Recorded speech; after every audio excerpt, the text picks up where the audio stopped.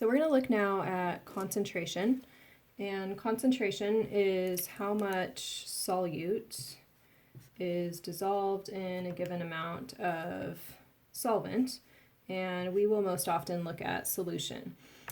So we've actually seen this, it's just a mixture, right? Concentration is a number we can put on our mixture. On this flowchart, any of these mixtures that we looked at, we can talk about the concentration, we can talk about the solute, and we can talk about the solvent.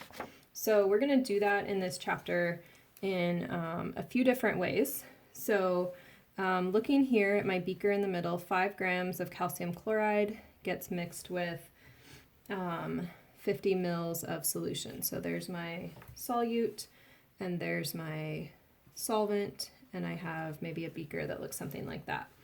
So over here, the first thing that we want to think about with concentration is just how would I make this solution.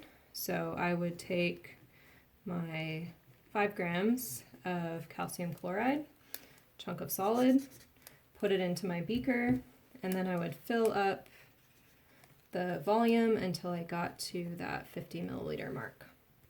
So that's how I would make the solution. Now we can measure that solution in a couple of different ways so that it's not just, I don't know, there's some solute floating around in there. We want to be more specific and put a number on it. So the first way that we're going to look at putting numbers on that is going to be with percent W over V. And you can see this defined over on the side. Percent W over V is weight, volume, percent concentration, and it's going to be the number of grams of solute per 100 mils of solution. It's got that percent in it, and so I just want to remind you that percent is the same as saying how many parts per 100 mils of solution. So don't forget that percent is always per 100. So if I want to calculate the percent W over V, my parts are going to always be measured in grams, and my volume will always be in milliliters. So this is what it would look like here. So percent W over V would be the 5 grams of solute divided by the 50 milliliters of solution, and then times 100. And when I do that calculation, I get 10% W over V. And I want to say what solute that was, so calcium chloride. So that would be the weight volume percent. And just as a heads up for the future, we'll work more of these in a minute, but I can write that value down a different way, 10.0 grams calcium chloride per 100 mils of solution. So a percent can become a grams per 100, like we mentioned up here. And just to keep my eye on what's happening here, here's my 5 grams of calcium chloride. That's my weight. And then here's my solution, and that's my volume. So this 10 includes kind of 2 pieces of information in it. And if I rewrote that, here's my solid, here's my solution.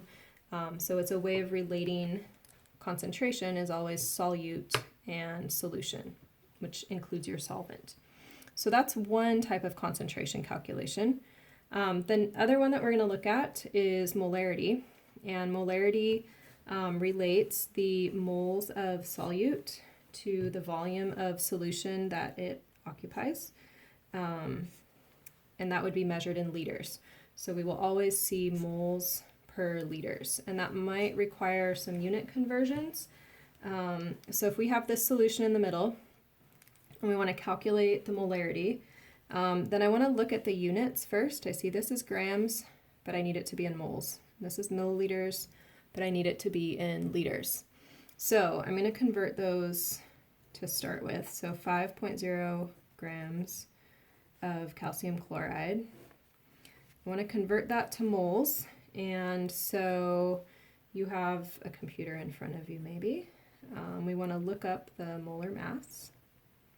So I just looked that up and found out that for 1 mole of calcium chloride, the molar mass is 110.98 grams, and that would be for 1 calcium and 2 chlorides. When I go ahead and do that math, I get 0.451 moles of calcium chloride. And I want moles because I need moles for molarity. Then I look at my volume. This is mils. I need liters. So 50.0 mils. You want to remember King Henry or something like that, or just memorize 1,000 mils per liter. And that comes out to 0.0500 liters. All right, so now we're finally ready to do molarity. Molarity is going to be moles over liters. So 0.0451 moles over 0.050 liters. And that comes out to 0.902 molarity. And I want to say what the solute is, calcium chloride. So if I can bring some colors here, here's some moles. That was my solute. Here's the moles, and moles are part of that final molarity. Here's a volume in liters. I use that in the problem. And so don't forget, molarity has both components, the solute and the solvent. You just have to kind of know that in the back of your mind. All right, so last quadrant here. The last thing we'll do with concentration, and each of these will get their own set of problems later on, is we can dilute something. And so here's what dilution looks like. If I have one container, think about if you buy like concentrated juice, concentrated antifreeze, concentrated medication, you have some volume and you have some solute particles in there. And when you dilute it, you add a bunch of solvent to it, right? So you add water. The solute doesn't change, but you've diluted it. And you would notice that if you were tasting this, it would taste more watered down. The color would get lighter. So those are some of the things you would see if you were diluting something. It's just adding solvent to it. We have a formula that helps us calculate dilutions. So in these problems, we have 50 mils of this 10% weight over volume solution of Link's numbers in math word problems, and we dilute it to 100 mils. So I start with a concentration of 10%, 50 mils, and I just have to make sure all my units match on both sides. Then I take my other concentration, which is, I don't know, and I'm going to dilute it to 100 mils. When I solve that, I find out that my new concentration is 5% W over V calcium chloride, so solved for X there. And so anytime I have a dilution problem, I'm going to see that as this dilution happens, the volume goes up and the concentration, like we saw here when I added water, the concentration goes down. And in these problems, you'll see something interesting. You'll see that there are 2 volumes and 2 concentrations.